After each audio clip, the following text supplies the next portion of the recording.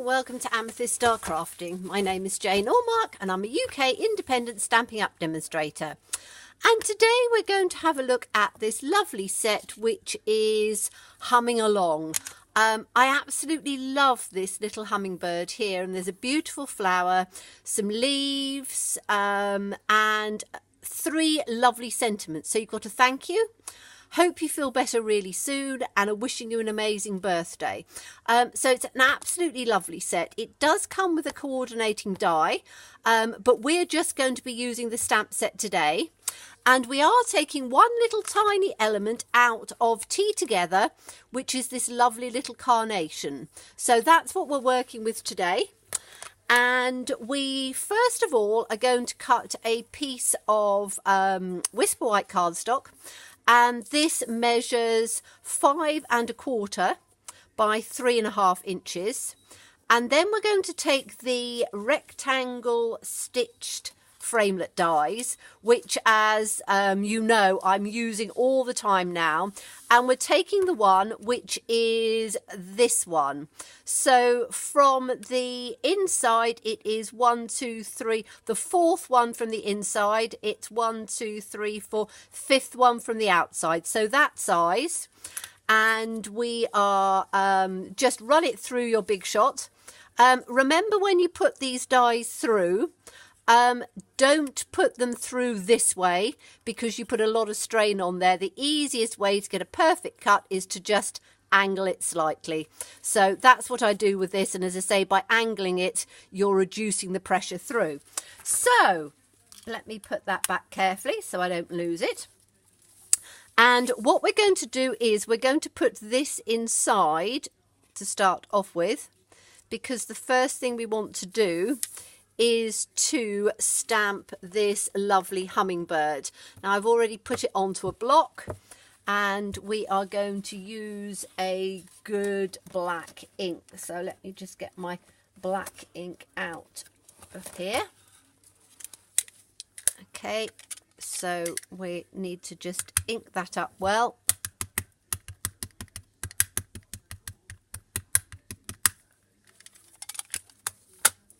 And then we're going to put that through on the centre, as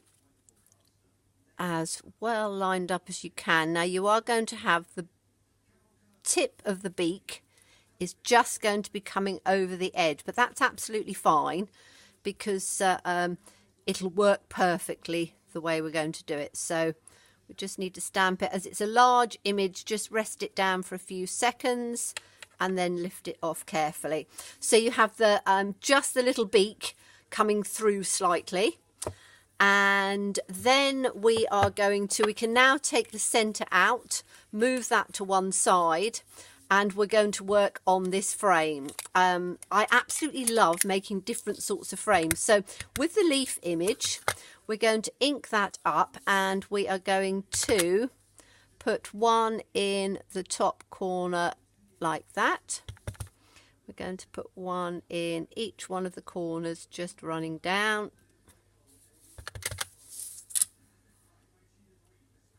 Like that. And we'll take another one like that. Okay, then we're going to take another one in the centre. And it doesn't matter if some of it comes over just on the outside. It really doesn't matter because we're just making a rather nice sort of border, and then we can have just a little one sort of coming up through on the center of that one and the center of that one like that. Okay, now we are going to take this lovely little carnation image, and we are going to fill in some of these little spaces. So literally, some of it's going to come off, some of it's going to come on, but we just want to fill in these little spaces like this. So we're going to go around the outside first of the frame and just take it into any of those little spaces like that. And then we're going to take it onto the inside of the frame. So again, there's some little spaces there. and on this side we're going to take it up there and take it up there, and again it's fairly random, so just where you see some spaces, that's all you're going to need to do. Then we're going to go on to the colouring. So I'm just going to turn this over so we haven't got these black marks on here. I'm using just some copy paper. In fact, that's got some on anyway. I'll turn it up that way, so hopefully it won't come in the way too much. Okay, so I'm going to be using our blends. So let me just get some of our blends up. Oh, I've just wobbled the camera, which wasn't very good, was it? I should really get some of these things out, but I don't always have them prepared. Now, the colours we're going to use for this are, we're going to use the 2 Granny Apple Greens, so the light and the dark, and we are going to use the 2 Highland Heathers, the light and the dark on there. So let's just go and do some colouring on this. So I'm going to take the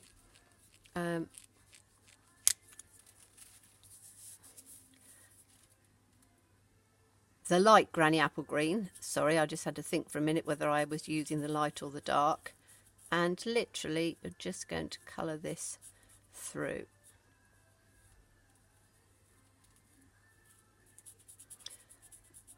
As I said, I really enjoy using the blends because they're a very quick and easy medium to work with. So literally just colour it through.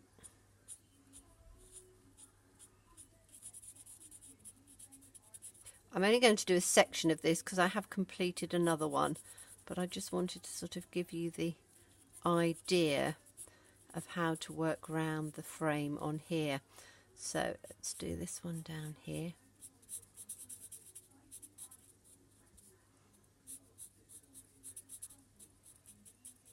And blends are absolutely lovely to work with, as I say, because they do work really quite quickly, which is nice.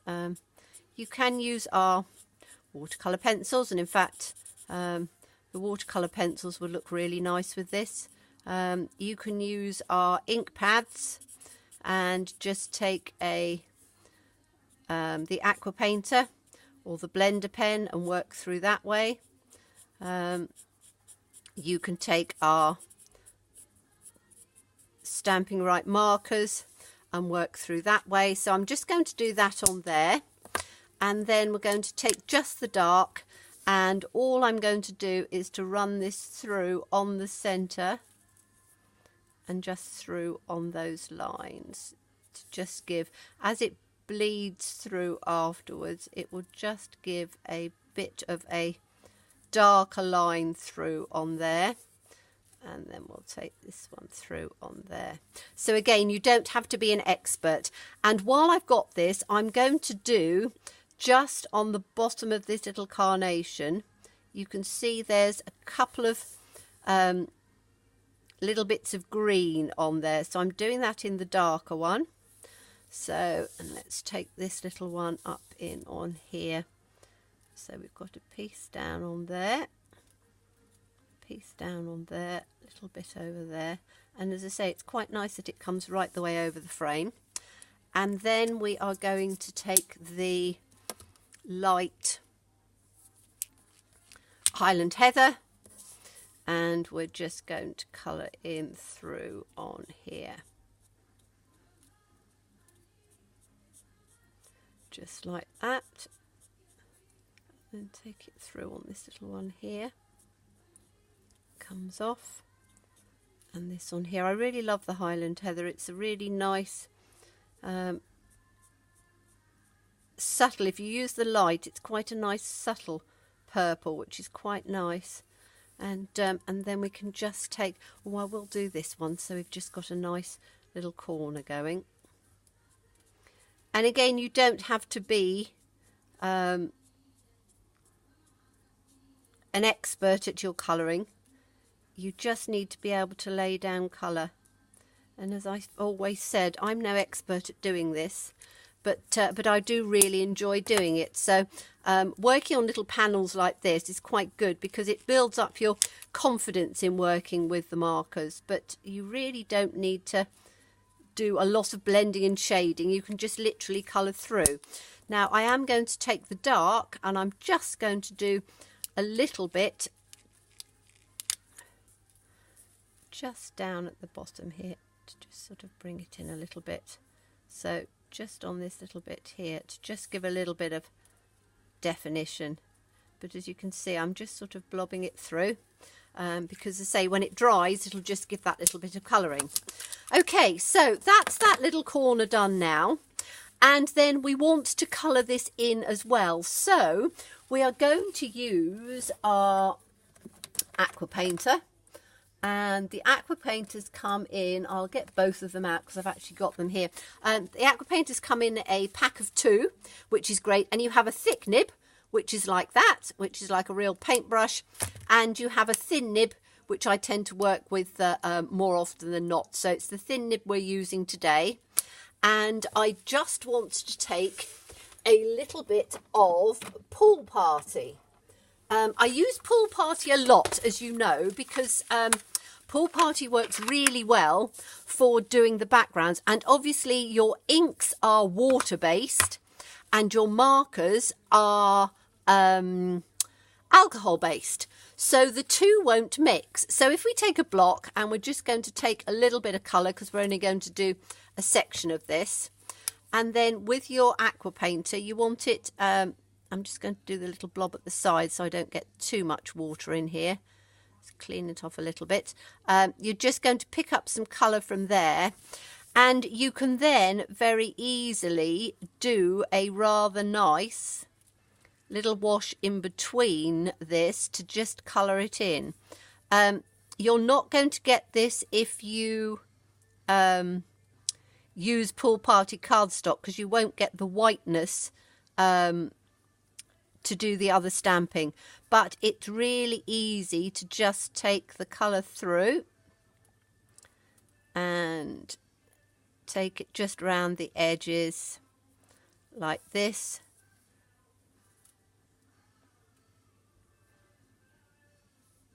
Just working your way through.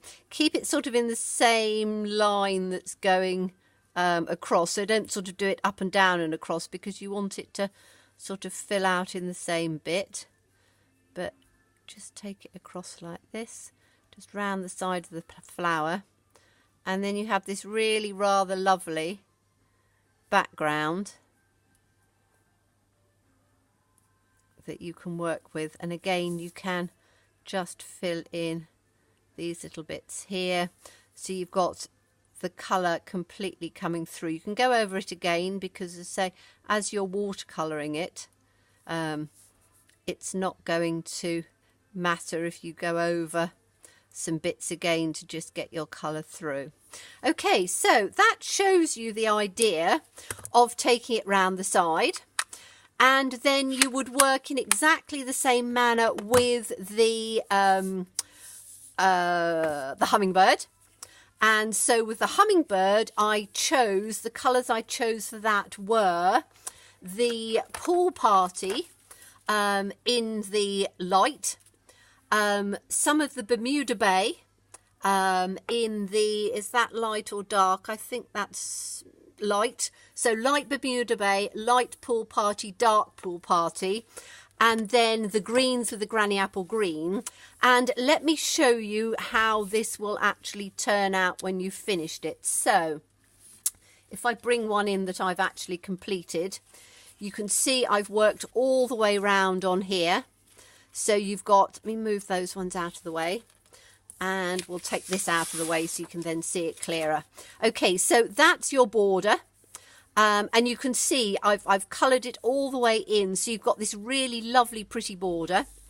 That's the hummingbird, so when you put the hummingbird inside, his beak's going to line up perfectly.